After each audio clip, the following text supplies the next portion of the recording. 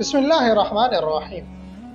سلطنت عثمانیہ کا نام کسی نسل یا قوم سے نہیں بلکہ اس کے پہلے حکمران سلطان عثمان غازی کے نام سے منسوب ہے۔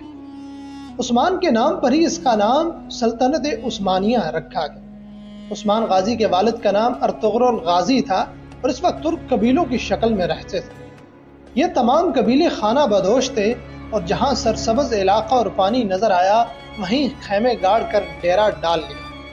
ان قبیلوں میں ایک قبیلے کا نام قائی قبیلہ تھا اور قائی قبیلہ باقی قبیلوں سے کچھ بڑا اور طاقتور تھا۔ سلمان شاہ اس قبیلے کا سردار تھا اور یہ نہایت جنگجو قبیلہ تھا۔ سلمان شاہ اور اس کے قبیلے کے مقاصد میں سب سے بڑا مقصد اسلام کی اشاعت تھی، کیونکہ یہ وہ وقت تھا کہ مسلمان ہر جگہ سے کمزوری کا شکار تھے۔ منگول اپنا سر اٹھا رہے تھے اور سلجوقی سلطنت اپنے زوال کے قریب تھی۔ ان حالات میں ضروری تھا کہ مسلمانوں کی تعداد کو بڑھایا جائے۔ سلمان شاہ کا انتقال ہو گیا۔ اس کے 3 بیٹے تھے۔ درمیانہ بیٹا ارطغرل اپنے والد کا جانشین مقرر اور قبیلے کا سردار بنا۔ ارطغرل غازی بہادر، نڈر اور جنگجو شخص تھا جو اپنے قبیلے کا دفاع کرنا خوب جانتا تھا، لیکن وقت وہ آ گیا تھا کہ منگول ہر طرف تباہی پھیلا رہے تھے۔ مسلمانوں کا قتل عام ہو رہا تھا اور چنگیز خان کی فوجوں نے خوارزم شاہ سلطنت کو تباہ کر کے رکھ دیا تھا۔ مسلمان منگولوں کے آگے لگ کر بھاگ رہے تھے۔ اس صورتحال میں ارطغرل منگولوں کا مقابلہ نہیں کر سکتا تھا۔ وہ اپنے قبیلے کو لے کر سلجوقی سلطنت کی طرف رواں ہوا اور اس کے ساتھ تقریباً 400 کے لگ بھگ خاندان تھے۔ رستے میں اس نے دیکھا کہ 2 فوجیں آپس میں لڑ رہی ہیں۔ اس نے سوچا کہ کسی ایک کا ساتھ دینا چاہیے۔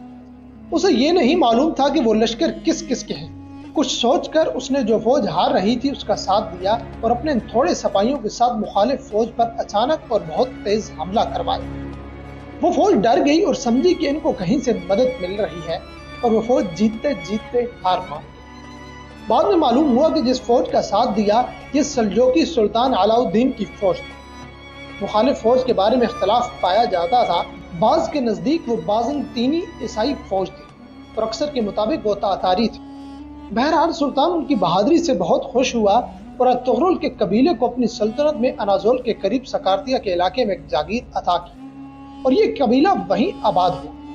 سلطان نے ان کو اجازت دی کہ سرحد کے ساتھ ساتھ علاقوں کو فتح کرے اور ان کو سلطنت میں شامل کرے۔ یہ علاقہ بازنطینی عیسائی سلطنت کے بالکل ساتھ جڑا ہوا تھا۔ ارطغرل نے کچھ ہی عرصے میں اپنی شجاعت اور بہادری کا سکہ بٹھا دیا۔ ان فتوحات کا نتیجہ یہ ہوا کہ باقی بہت سے ترک قبائل بھی ارطغرل کے ساتھ مل گئے اور اسے اپنا سردار تسلیم کر لیا۔ ارطغرل سلطان علاء الدین کے نائب کے طور پر لڑتا رہا اور اس کی طاقت میں دن بدن اضافہ ہوتا۔ ارطغرل نے بازنطینی سلطنت کے ایک بڑے متحدہ لشکر کو شکست دی اور مدتوں اس جاگیر کو حاصل کرنے کے لیے مسلسل جنگیں لڑتے رہے۔ 1281 میں 90 برس کی عمر میں ارطغرل کا انتقال ہو گیا اور اس کے جانشین اس کا بیٹا عثمان غازی تھا۔ عثمان اپنے والد کی طرح پکا مسلمان، بہادر اور حوصلہ مند تھا۔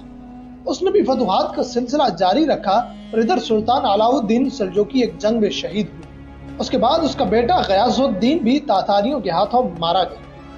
1299 میں سلجوق سلطنت بالکل ختم ہو گئی۔ عثمان غازی نے اپنے تمام مفتوحہ علاقوں میں اپنی خود مختار حکومت کا اعلان کر دیا۔ یوں سلجوقی سلطنت سے علیحدہ عثمانی سلطنت قائم ہوئی۔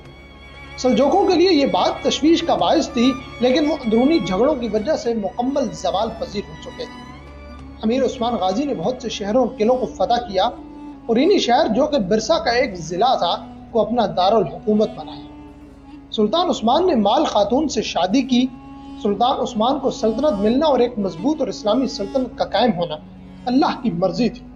اس سلطنت کے قائم ہونے کے بعد مسلمان متحد ہونا شروع ہوئے۔ برسا کی فتح کے بعد سلطان عثمان بیمار ہوئے اور 1223 کو وفات پائی۔ مرنے سے پہلے اپنے بیٹے اور خان کو ایک طویل نصیحت کی اور خان سلطان بنا اور اپنے باپ کی پالیسی کو جاری رکھا۔ جب سلطان عثمان کا انتقال ہوا تو سلطنت کا رقبہ 16,000 مربع کلومیٹر تھا۔ 150 سال کے اندر اندر یہ دنیا کی سب سے بڑی سلطنت تھا۔ سلطان محمد فتح نے قسطنطنیہ فتح کر کے نبی کریم صلی اللہ علیہ وآلہ وسلم کی حدیث بھی پوری کر دی اور اپنے بہترین ہونے کا ثبوت۔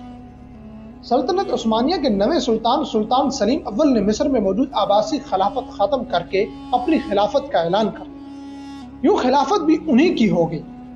سلطان سلیم اول سلطنت عثمانیہ کے خلیفہ بنے اور یہ سلطنت 623 سال قائم رہی اور 1922 میں ختم ہوئی۔ سلطان عثمان کے نام سے ہی سلطنت کو سلطنت عثمانیہ کہا گیا۔ انگلش میں اسے عثمان امپائر کہتے ہیں۔ کچھ علاقوں کے لوگ اسے اپنی زبان کی وجہ سے عثمان امپائر کہتے ہیں۔ آہستہ آہستہ عثمان سے اوٹومان امپائر کہا جانے لگا، پھر اس کا نام ہی یہی پڑا۔